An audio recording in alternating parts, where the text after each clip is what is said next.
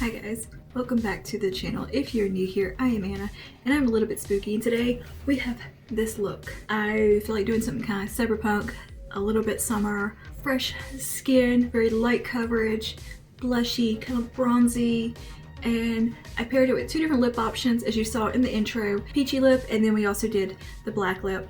I am in love with the black lip with this look, but I wanted just something a little easier to touch up throughout the day because I am going to dinner in a little bit and we're having pasta. And you know what pasta does to lipstick. Anyway, this is the look we created today, and if you want to see how I got this look, how I got the skin, the whole 9 yards, and see the two lip options, just go ahead and keep on watching. But before you do, don't forget to like, subscribe, and comment down below. So yeah, let's go ahead and get into this neon, futuristic, summer glam. Can we add any more descriptives in there? Onto the makeup. Okay, so I'm just in the mood to do like a really green look today. Kind of neon-y. I'm 100% sure I've already done a look like this like a year ago, but just bear with me. We're doing it again, but I really want to play with the Huda Neon palette. So we're gonna do some late summer glam, I guess. And we're gonna keep the skin very lightweight and nice, and no super heavy coverage, nothing like that. Just kind of fresh faced and just this vibrant neon eye. Let's go ahead and just get started. I'm just gonna take a fluffy brush and jump into the lightest green and bring that through the transition. I've already primed my eyes, done my brows, all that. I'm gonna kind of build this color up some. And we're going to a little dinner with friends tonight, so I wanted to get kind of cute. Don't have many reasons to get cute these days. I've been meaning to do this look for like a month and a half and just keep putting it off or something comes up or whatever. All right, now I'm going into the more vibrant matte neon green, building that a little bit lower in the transition.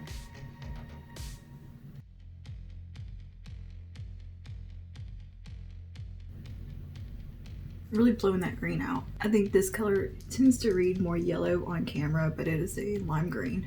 And now with my finger, I'm going to jump into the metallic lime green and start to put that onto the lid.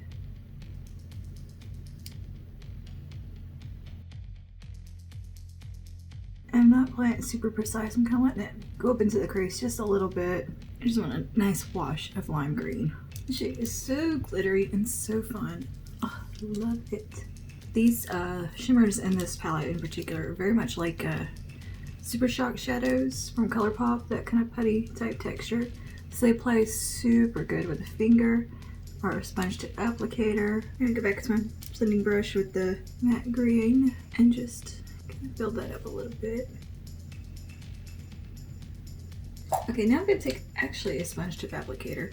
You can get a pack of these at Walmart for like 99 cents. And I'm going to go into this middle shade right here, which is like a more of a glitter topper type of shade. I'm going to take that just more on this inner part. Just pat it on. The reason I'm using this is just to get the precision into that little spot. It's hard to get a finger in there. Yeah, that is awesome. So you guys know I don't like too many bright colors or anything like rainbow-esque. Like, I'm not really into that, but something about like these kind of neons in color, it's right up my alley. So there's something really just cool about it. It's kind of cyberpunk feeling. Now what I want to do is do a little wing, because I think a wing will look good with this. Just a nice little wing, nothing too crazy. Previously when I've done a look like this, I did like this huge wing. I don't know if I want to go that extreme today. We'll see what happens. I'm going to start with the Wet n Wild Breakup Proof pencil, just to kind of map out where I want to put the wing, and then I'll go over that with some liquid liner.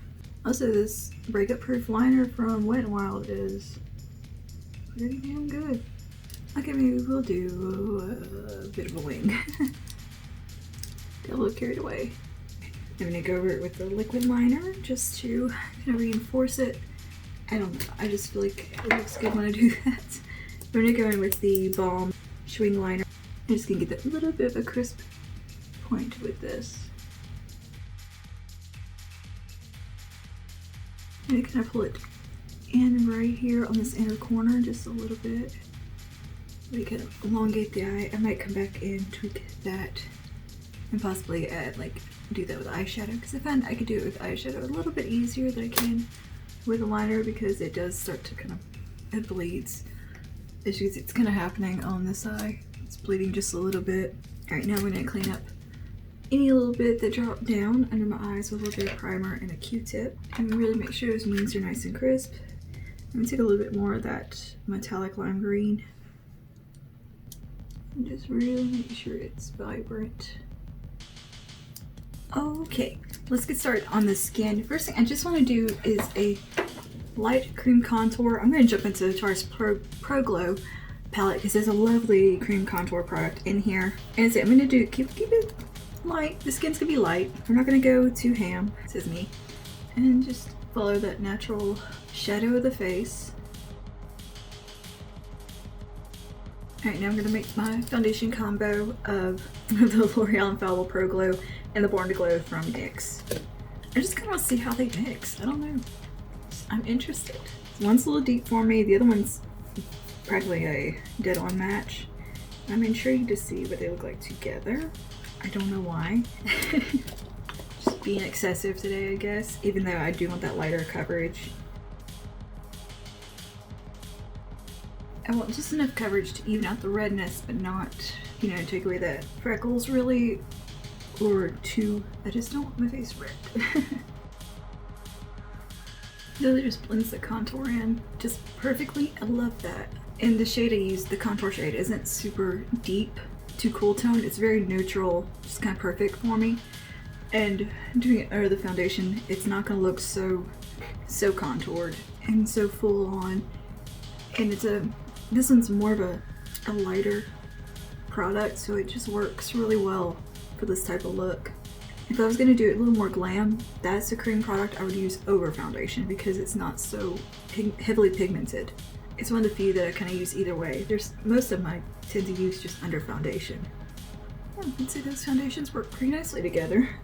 Nice, very skin-like finish. Like, that looks like my skin. I kind of like that I can still see freckles and some imperfection in there, but it just looks even. There's no redness through really. Just took that down a little bit, but you can still see the freckliness. Alright, let's move on to concealer. Look how little product I use. Like, look how much is left. I got way too much out. That's the kind of the downside I find to these types of squeezy tubes that are just kind of loosey-goosey. They don't have a good, the little hold on them is very big, and so just too much comes out. So now we're gonna take the Pro Glow concealer, a little bit out here, in here, and I find on me bringing it down right here suits me because I have quite a bit of shadowiness in this area, just from my like bone structure or way my face is made. I don't necessarily have dark circles, but I get a shadow right there that bugs me. I've kind of focused more right in here and then lightly let it come across. This is a pretty thin product. It's not super pigmented, so I'm not worried about it looking heavy. This is a very lightweight concealer.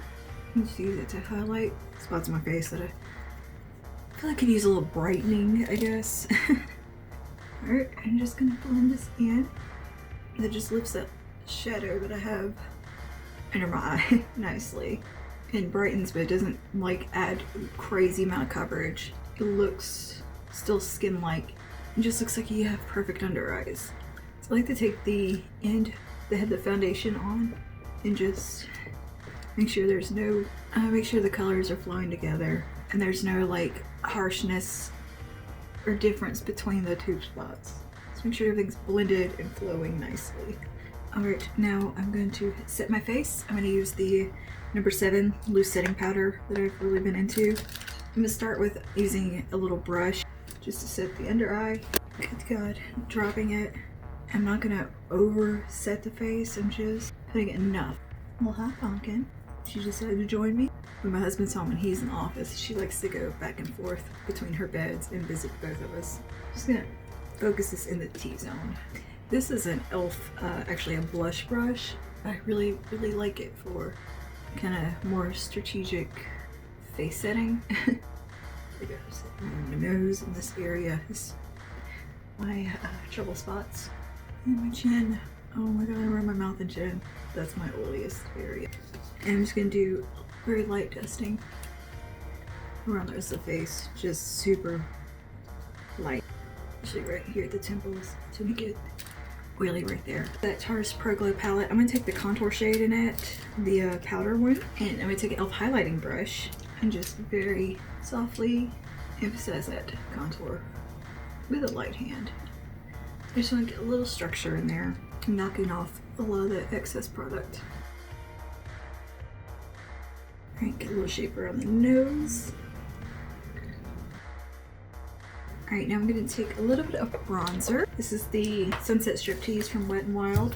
I'm going to take it on a large, big tulip brush. It's real fluffy. My favorite brush for bronzer. And I'm just going to bring a little bit above the contour area and kind of swirl it right in here.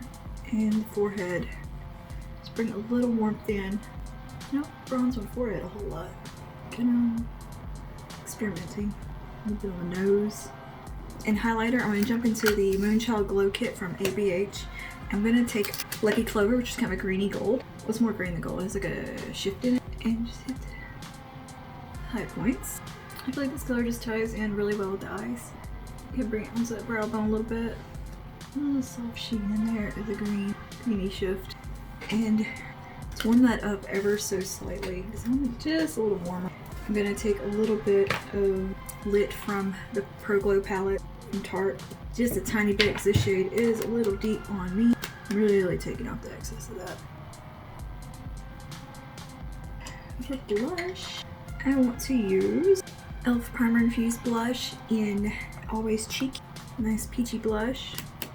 And just let that marry into that highlighter. Alright, let's finish up the eyes real quick. I'm going to take the peach shade and do that on the lower lash line. I'm going to take it on a Morphe 443.